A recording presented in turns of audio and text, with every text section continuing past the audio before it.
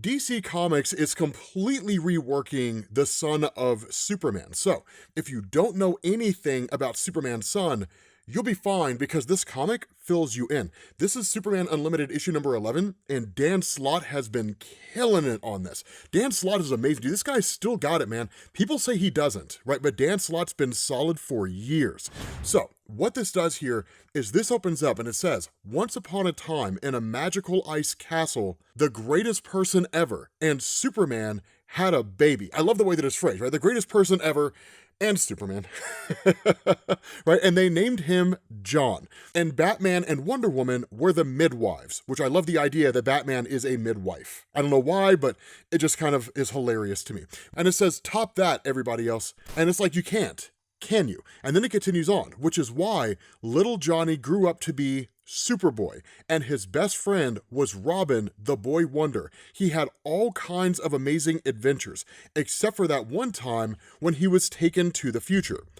During Brian Michael Bendis' Superman run. Okay, let's talk about what's going on here in this comic, because while it does kind of fill you in as I think about it, there's certainly a lot of extras that we can add to this to kind of beef everything up. So, for those of you guys who don't know about Superman's son, Jonathan Kent is amazing. He's one of the coolest characters in DC. Even now, he's cool.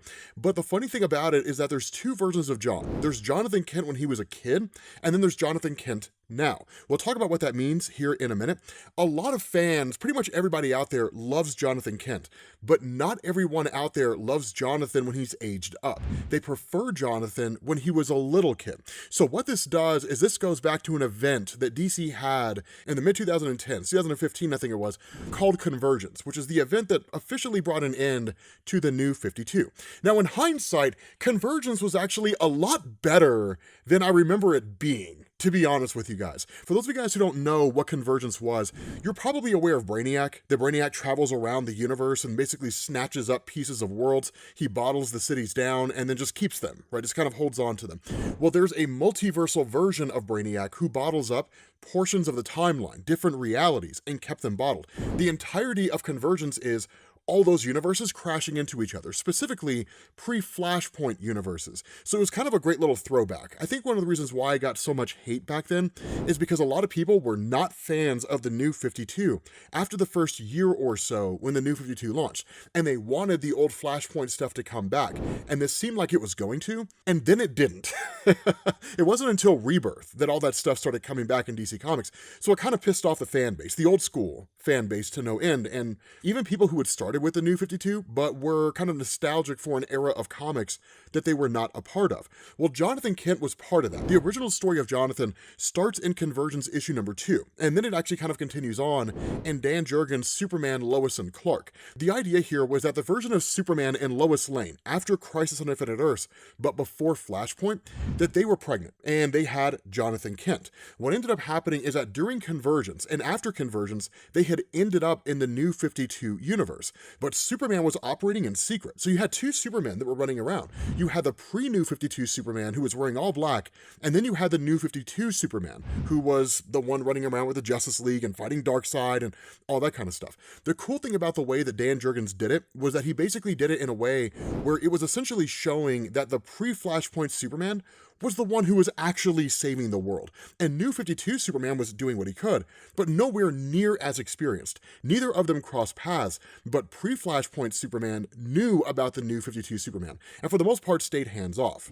And so what ends up happening is DC creates this comic called Superman Reborn, where they merge the New 52 and the pre-Flashpoint Superman into one composite being, which is the version that we have now. What ends up happening is that goes into DC Rebirth, and Rebirth is when you start to get Jonathan. You get Action Comics Rebirth, you get Superman Rebirth, two of the greatest Superman stories ever told.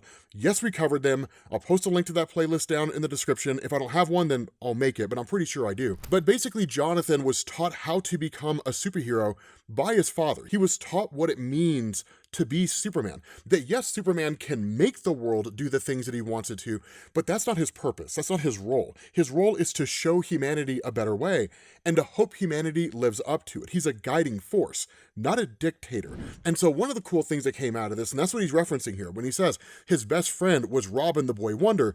I mean, I don't know if I would characterize Damian Wayne as Robin the Boy Wonder, and I feel like Damian Wayne would be pissed off by being called that. But there was an amazing comic back in the day called Super Sons. And I can't remember if John Boy Myers was supposed to draw that or Teen Titans. I want to say it was Teen Titans, but Super Sons was incredible. It was a team-up comic between Jonathan, the son of Superman, and Damian, the son of Batman. It's everything you think it is, right? Yes, we also covered that, and I'll post a link to that too in the description. We'll pin this stuff as a comment as well. But when he talks about the idea that he was taken to the future, that essentially happened during Brian Michael Bendis' run, right? What ended up happening, again, for those of you guys who are new, is that Bendis left Marvel and then came over to DC. DC Comics kicked everybody off the Superman creative team and handed both titles over to Brian Michael Bendis. And depending on who you talk to, some people are going to say it was a bad run, some people are going to say it was a good run. I'll be the first one to tell you, that run was trash. It was so bad. I said that when we were covering the run, and I'll say it still, right? It's one of the worst Superman runs that I've read in modern history, and there were a lot of reasons for it. But one of the big reasons here was exactly that. One of the things that kind of gets skipped over here, and what happened during Bendis' run, is the guy that you see, right, in the green with the white hair and so on, that's Jor-El, the father of Superman. And what ended up happening is that he basically took Jonathan Kent into the universe and even into the multiverse to learn about everything that existed out there. He was initially teased as Mr. Oz. This is one of the things that I was talking about from Bendis' run that a lot of people weren't a big fan of. What ends up happening is that because of the fact that DC Rebirth heavily involved Dr. Manhattan from the Watchmen universe showing up into the main DC universe and basically screwing with the timeline, one of the things that had happened is he had rescued Jor-El and kept him alive. And so during the Man of Steel run from Brian Michael Bendis, what ends up happening is that Jor-El comes to Earth, basically comes to the conclusion that humanity cannot be saved, tries to get his family to leave, and ultimately they don't. So he ends up having Jon come with him instead. And so one of the things that takes place is that there comes a point when Jonathan ends up in Earth 3, the home of the crime syndicate, basically Ultraman, Owlman, Superwoman, basically evil versions of the Justice League. For those of you guys who aren't really familiar with them, everything in that universe is inverted. So everyone that you know as a hero is actually a villain, and everyone you know as a villain is actually a hero. Earth 3 is amazing. Like, it's one of the coolest things, and DC needs to explore it more outside of the Crime Syndicate miniseries and the War for Earth 3 two-part series. They need to do a lot more with Earth 3. Forever Evil did, kind of. Earth 3 was fleeing the Anti-Monitor, but I digress. The point is, this is where Jonathan ages up, because one of the things that happens, and we'll kind of circle back around to this here in a little bit, he's basically locked away by Ultraman and basically tormented for a period of time. He ends up coming back to Earth, to the main DC universe, but he finds out that while years had passed for him, like 3 weeks had passed for everybody else in the universe. So he essentially shows up as a teenager, right? And that's how you get the older version of Jonathan in DC Comics. And that's why he says that, right? That one time where he was taken into the future and was lost there for many years. For a lot of them, the poor kid was trapped in a volcano. Literally, that's where Ultraman kept him, trapped inside of a volcano. And it says, did it suck? Yes, but he got through it eventually. Then he found his way home, and everyone was like, hey, look how much you've grown, except for the fans. The fans were pissed. And he says for a while, he even stepped in for his dad, and Jon became Superman, son of Kal-El. Now, that took place during Philip Kennedy Johnson's Superman Warworld saga, which was incredible. If you've never read it, it's one of the greatest Superman runs of all time. It's a phenomenal story. But basically, Superman was off Earth, so Jonathan took his place. And that was actually a comic, Superman, the son of Kal-El. It was a great comic run. It just told the stories of Jonathan while he was operating as Superman. Now, of course, he says, eventually, my dad came back, and since there was no need to demote Jon back down to Superboy, everyone was cool with him also being Superman. So that's who Jon was and who he is. But I know where the future will ultimately take him, to a final battle in the heart of a singularity at the center of the universe. That's when and where he will destroy me, unless, of course, I can destroy him first, before we've ever met. And that's where this guy appears to Jonathan and says, allow me to introduce myself, Jonathan. I'm Mr. Tix, I think is how you pronounce his name, the fourth dimensional demon, popping in for a quick hello and a final goodbye. And of course, Jon says, right, Mixolydic said that you would drop by.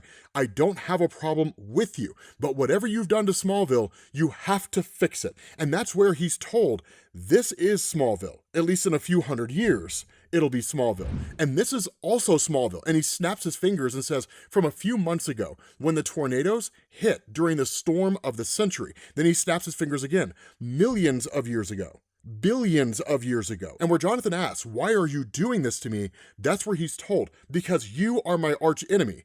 Duh. Right? And Jonathan just says, I don't know you. I do not have any arch enemies, right? I'm a nice guy. But he's told, sure, right? You want to be Superman, don't you, Johnny? And Superman always has enemies. And of course, that's where the question's asked, right? What do you mean? I am Superman. And that's kind of a metatextual comment on everything that's going on. That's what you're going to notice here, right? Tix is basically kind of a stand-in for the fan base who does not like Jonathan as an older person. They prefer Jonathan as a younger kid. When he's young, he's vibrant, he's fun. The answer to the question, what would happen if you or I suddenly woke up one day and found out that we had all the powers of Superman because we were the son of Superman? We could fly, we had super hearing, heat vision, frost breath, all that kind of cool stuff, right? We would go on adventures. I mean, we would use those powers to do cool stuff and probably impress the girl that we liked in our 8th grade biology class. I know I would have. But the point is, Jonathan is told, right, I'm talking about the one and only, kiddo, now that your pops has gone missing again. And Jonathan's response to all of this is, I don't know what you're talking about, right? Like, my dad's around, right? I was just talking to my mom about it on the phone. He was fighting the trickster or the puzzler, somebody weird. And that's where Tix is just kind of like, oh, wait a minute. I'm too early by like a couple of weeks. This is so embarrassing, but one second, I can fix this. He snaps his fingers and says time skip. And then what he does is he floods Jonathan's brain with everything that's happened up to this point, right? Big contest, everybody fighting, blah, blah, blah. King Omega, Alpha Energy, it's all very Highlander. There can be only one. Daddy's gone missing, yada, yada. You joined the New Titans and we're all caught up. You got all that, right? Because that's one of the things that came out of DCKO is that Jonathan is on the New Titans team now. But one of the big things here is that, keep in mind, after the end of DCKO, Superman's basically gone out and basically created like his own universe. We have 3 universes within this kind of smaller version of the multiverse from DC Comics. Keep in mind, right, at the end of Absolute Power, Barry Allen the Flash lost his powers and essentially shutting off access to the rest of the multiverse for the main DC universe in order to keep Amanda Waller from bringing a bunch of multiversal villains in. But the point is, Darkseid at the beginning of DC All In ended up using the power of the Spectre and his death at the hands of the superheroes to create the Absolute Universe. That's our second universe. The third universe came at the end of DCKO. Superman, and basically being the antithesis to Darkseid now, travels out there and basically created his own universe full of heroes to combat the Absolute Universe. That's how we're seemingly getting the Absolute Crisis on Infinite Earths within DC Comics event, right? The Absolute Crisis event. Kind of a lot to throw at you, but just keep in mind, it's a little chaotic in DC at the moment. And so where Jonathan is fed all this information, his response, enough, right? You want to throw down with Superman? Fine, let's do this. And that's where Tiz is just kind of like, time out. Right? And where everything freezes in that moment, he's like, that's more like it, right? There's the Jon that I know. Now, what's the best way to break you once and for all? This only lasts a few seconds, and then he realizes it, right? He says, a move that leaves most beings mindless puddles of goo. I've always wanted to try it on you. And so at that point, he releases time. Jonathan has no idea how he got from one place to the other because for a person who can freeze time, their abilities are really no different than someone who can teleport as far as the viewer is concerned. And so that's where Tiz just says, I can control time, right? What do you not understand about that?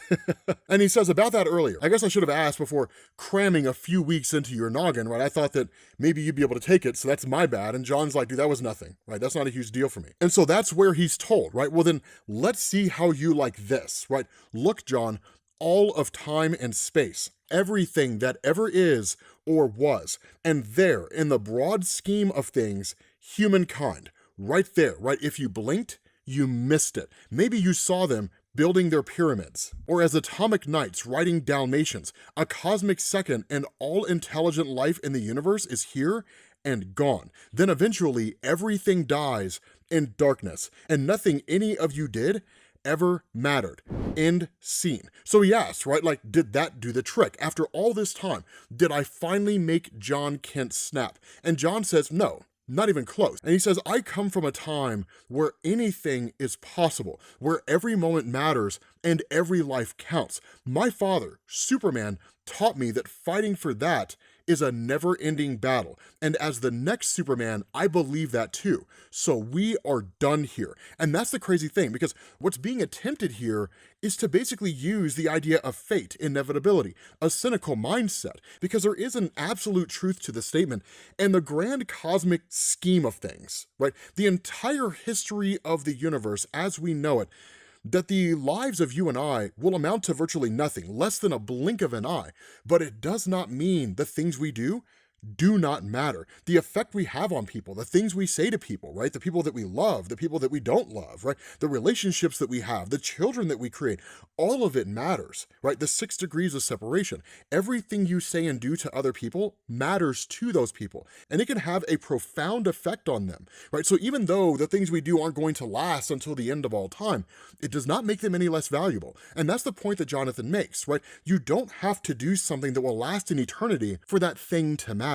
All you have to do is have some kind of a positive impact on the world. But that's where he just kind of gets laughed at, right? John boy, you just gave the whole game away, because I know your weak spot now, right? Your Achilles heel, your own personal kryptonite. Yes, you are the son of Superman, and that's all you will ever be. And he says, I don't need to show you the futility of the entire universe to shatter you, just the meaninglessness of your own existence. Look at you, right? Mommy and daddy's precious little angel, a super Nepo baby having fun with your Bat and Nepo baby pal. And you threw it all away for what? A trip to the future. What were you hoping to see? Maybe a glimpse of yourself as Superman? And what did you find? A world without Jonathan Kent. A world with a twisted version of your father. Someone you could never defeat. He kept you trapped in a volcano. He tortured you for years. And what was waiting for you when you got home? Sadness. Your parents tried to hide it, but you knew they forever missed seeing their son grow up. And he says, let's be honest, the Jon who came back, that Jon was not much of a grown-up. You had one big relationship and you couldn't make it work, which was true. It was one of the coolest aspects of Jon's time when he was older, right? He had a boyfriend, he had a relationship. Things didn't work out for him. It sucks that it didn't work out, but the fact is, Jon just never quite figured out who he was supposed to be or what he was supposed to be about. Because for the most part, as we grow into this world, right? Simon Sinek said it best, right? We're born by our parents, we're raised with our moral compass, and then we go out into the world and we seek the approval of the greater tribe, right? The approval of our peers, right? Our friends when we're younger. We take their moral compasses, we combine it with our own, and then we try to figure out the rest along the way. And Jon missed out on all of that. Jon missed out on what it meant to grow up in a world with some measure of normalcy. He grew up in a world of isolation, trapped in a volcano, being held captive by basically a psychotic dictatorial demigod, right? So he missed out on what it meant to grow. But his response to all of this, right? I did great things. I was Superman. But that's when he's told, sure, the knockoff version. But then the real article came back, and you became the also ran. Face it, when Big Daddy's around, you cannot get out from under his shadow. And he says, you've been to the future multiple times. You've seen all their statues and tributes to your old man for the real Superman. Have you ever seen any that were just for you? Anything, not even one park bench. And he's like, wait a minute, there you are in a group shot right behind the dog's butt. And he says, that's you. That's your entire story. An afterthought, a footnote, right? He says, now you see it, don't you? How pathetic you are. How did I ever convince myself that you were my greatest foe? And that's where Jonathan just says, I never asked to be. But that's where he says, right? We're going to call this guy Master Ziz. I think that's how you pronounce it. He says, I'm Master Ziz, the fourth dimensional demon. All of history is mine to command, from dinosaurs to war machines, from both the past and the furthest future. But why should I even bother? We've seen your past and your present and your future, and we both know, in the grand scheme of things, you, Jonathan Kent, amount to absolutely nothing. And where you would think this would be demoralizing, where you think that this would crush Jonathan Kent and destroy him, right, on some kind of a personal level, right, where he would just kind of realize, damn, I really am nothing. I'm really never going to amount to anything. The opposite happens. Because what Jonathan says is, you know what?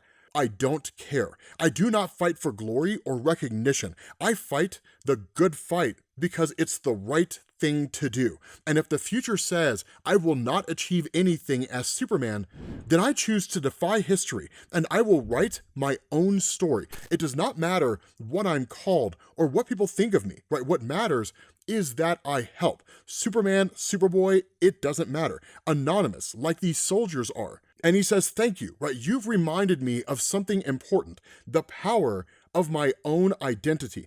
I was born Jonathan Kent. I inherited my father's cape. And though I'm proud of who I was and who I am, I choose to aim higher. And that's where Ziz is just kind of like, no way.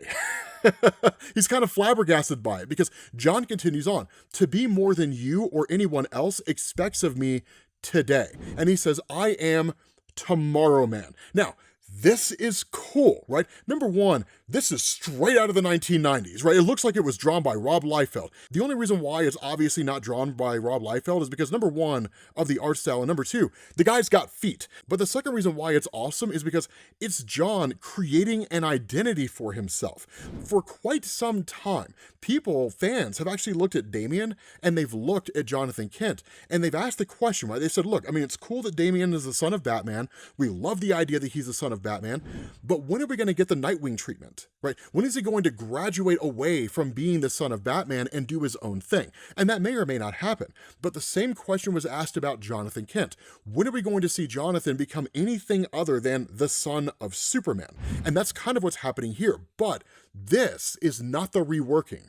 This is not what I'm talking about when I say they're going to rework him. Because what ends up happening is Ziz says, it's you, right? The way that you appear, will appear, have always appeared. When we meet at the singularity at the end of time, when you destroy me. And he says, in trying to end you, I brought you into existence.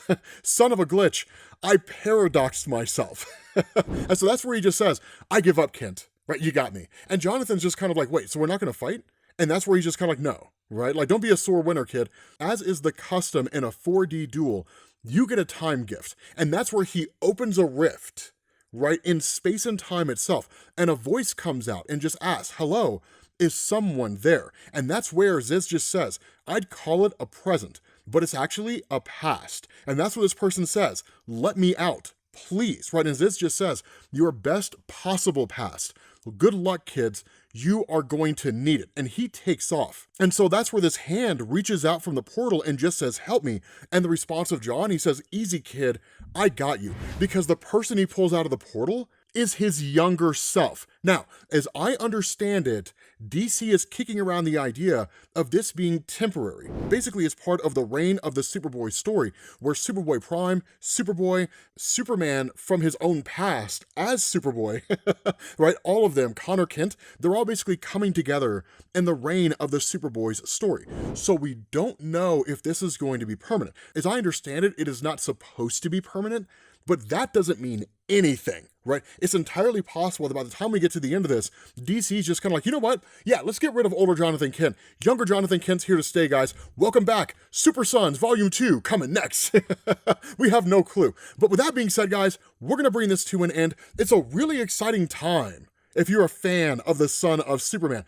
Thank you guys for watching, and I will catch you all later. Peace.